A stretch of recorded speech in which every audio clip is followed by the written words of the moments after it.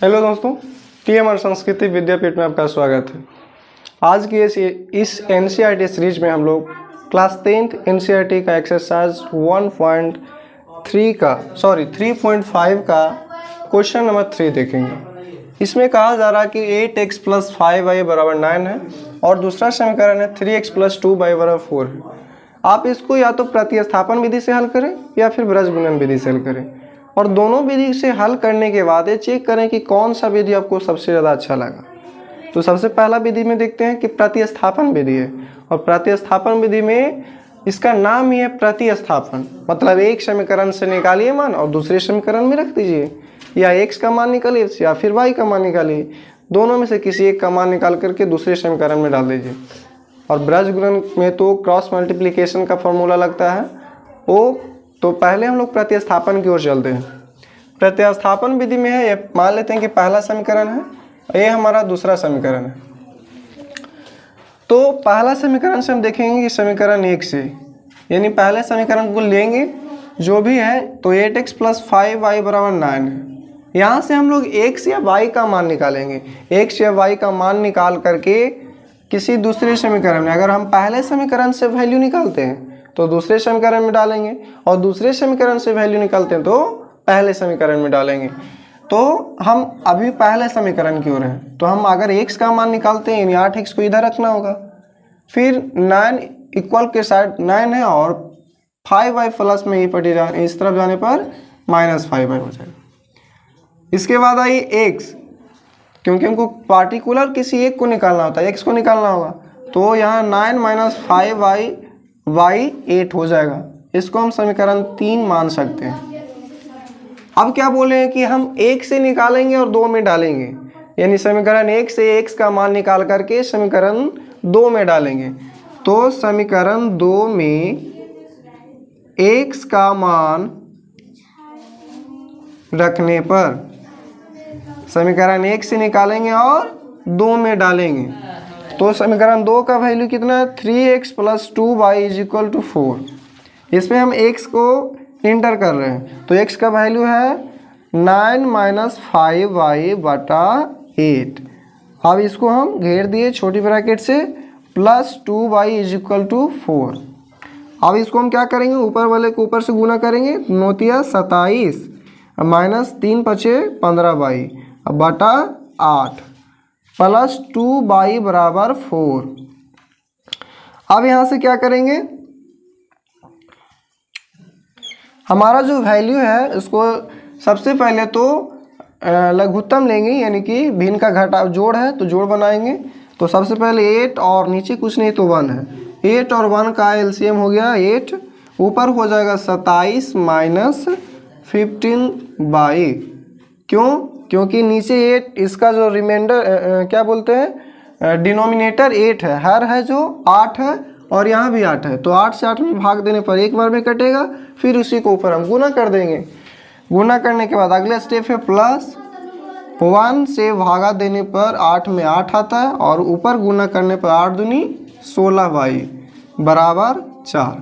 अब इस साइड 8 है जो भागा में है, किसमें है, भाग में है, तो उस साइड जाएगा तो हमारा मल्टीप्लिकेशन कर लेगा, गुना कर लेगा, तो 27 - 16, यहाँ 15y है प्लस 16y है, तो 16y में से 15y चला जाएगा, क्योंकि ये माइनस में है प्लस में है, तो 16 में से 15 गया तो केवल हमारा y बचेगा, यानी +y, और इधर 8 × 4 = 32। अब क्या करेंगे, y का मान 32 - 27 हो जाएगा, 27 इस तरफ प्लस में था, इस तरफ जाएगा तो माइनस में, इसलिए हमारा y का मान कितना आ जाएगा, तो घटाएंगे, 32 में से 27 घटाएंगे, कितना होगा, 7 × 5 = 12, यानी कि 27 और 5 32 होता है। तो हमारा आंसर कितना हो गया, y का मान 5। अब इस y का जो वैल्यू आ गया है, आप किसी भी समीकरण में एंटर कर सकते हैं, समीकरण 1 हो या फिर 2 हो या फिर 3 हो। जब आपका अंकीय वैल्यू निकल जाए तो आप किसी भी वैल्यू में, किसी भी समीकरण में उसको ऐड कर सकते हैं। तो हम यहाँ पर x को 3 मान लिए थे, x = 9 - 5y / 8, क्योंकि हमको पार्टिकुलर अब x को निकालना होगा। पहला बारी था एक y निकालने की, तो y का मान निकल गया, अब पार्टिकुलरली x को निकालना होगा। तो x को निकालने के लिए समीकरण 3 में y का मान रख देंगे। समीकरण 3 में y का मान रखने पर समीकरण 3 में डालेंगे तो समीकरण 3 का वैल्यू क्या है, x is equal to 9 minus 5y y 8। अब क्या है 9 माइनस 5y, y का मान कितना है 5 बटा 8। अब 9 माइनस क्या करेंगे 25, 25 बटा 8। अब हम क्या करेंगे 25 में से 9 घटाएंगे, कितना हो जाएगा 16 9 25 होता है। इधर x is equal to minus 16 हो जाएगा क्योंकि 25 माइनस में है, 25 छोटा बड़ा है और बड़ा होने के साथ साथ उसके पास नेगेटिव है, तो जिसकी लाठी उसकी भैंस। तो यानी कि हमारा जो नेगेटिव है तो ये कहेगा घटाओ बउआ, तो घटाएंगे 16 में 25 में से 9 घटाएंगे तो 16 बचेगा। अब किस में आएगा तो नेगेटिव हो जाएगा। उसके बाद बटा में 8 है तो 8 दूनी 16, यानी x का मान हमारा -2 आ जाएगा। इस तरह से हम देख रहे हैं कि जो प्रतिस्थापन विधि में निकालने पर हमारा x का मान -2 और y का मान +5 आया है। अब इसके बाद का जो विधि है वो ब्रज गुणन विधि है।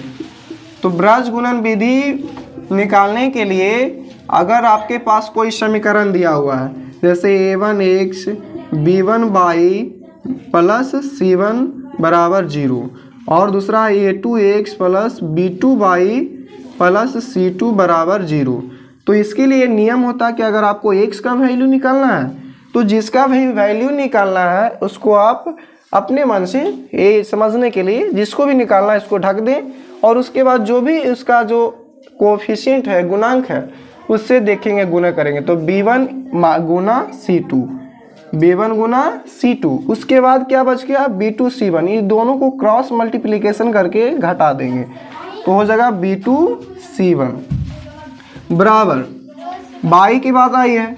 तो y का मान निकालने के लिए क्या करेंगे y को ढकेंगे। अब क्या नजर आया a1 c2, यानी a1 गुना c2 माइनस a2 गुना c1, a2 गुना c1 बराबर O1 आएगी। अचर पद की बारी आई तो अचर पद के लिए हमेशा O1 को रखते हैं।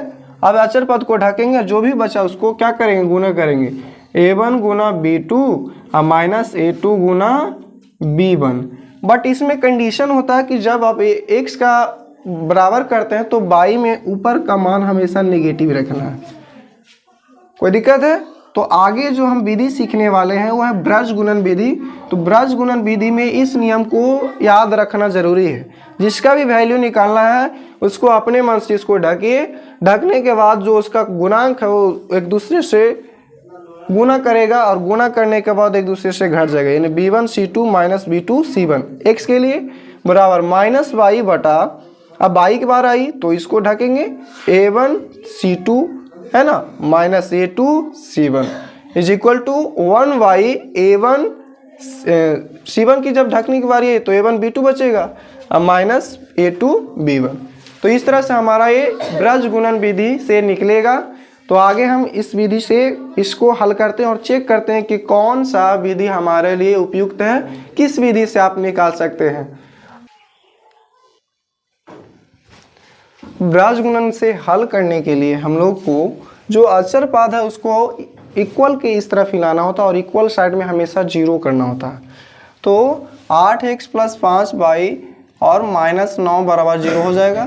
फिर इसको हम 4 को दूसरे समीकरण में भी उसी प्रकार बाहर 0 को इस तरफ कर लेंगे, यानी कि राइट साइड में हमेशा RHS में हमेशा इज इक्वल टू 0 होना चाहिए और लेफ्ट साइड में हमेशा जो भी अचर पद जितने भी सिस्टम है सबको इधर ले आएंगे। अब हम लोग करेंगे x का मान निकालना है तो क्या करेंगे, बोले थे अभी ढकना होता है। तो ढकने के बाद क्या करेंगे 5 गुना -4 हो जाएगा, 5 गुना -4। क्यों? क्योंकि यहाँ सिंबल अगर हमेशा ये प्लस होता है तो जो भी सिंबल नज़र आए उसको लिख दीजिएगा। अगर माइनस रहे तो प्लस में तो कोई समस्या ही नहीं होती है, लिखिए या फिर नहीं लिखिए। लेकिन इसमें आपको क्या करना होता है, जो भी सिंबल है उसको लिखना पड़ेगा। तो 5 गुना -4 हो गया और बीच में फिर से माइनस सिंबल आता है। क्या आता है? Minus symbol. तो इसको करने के बाद 5 गुना -4 माइनस 2 गुना -8, 2 गुना -9 सॉरी 2 गुना -9 हो गए। यहाँ तक कोई दिक्कत? अब आई बात बाई की, तो बाई को निकालने के लिए हमको फिर बाई को ढकेंगे, 8 गुना -4, बीच में फिर माइनस का सिंबल देंगे, 3 गुना -9। कोई दिक्कत? अब आई अचर पाद की बारी, तो अचर पाद में 1 और क्या करेंगे, इसको गुना करेंगे 8 गुना 2, बीच में माइनस का प्रयोग करेंगे, फिर 3 गुना 5, 3 गुना 5 हो गया। कोई दिक्कत है?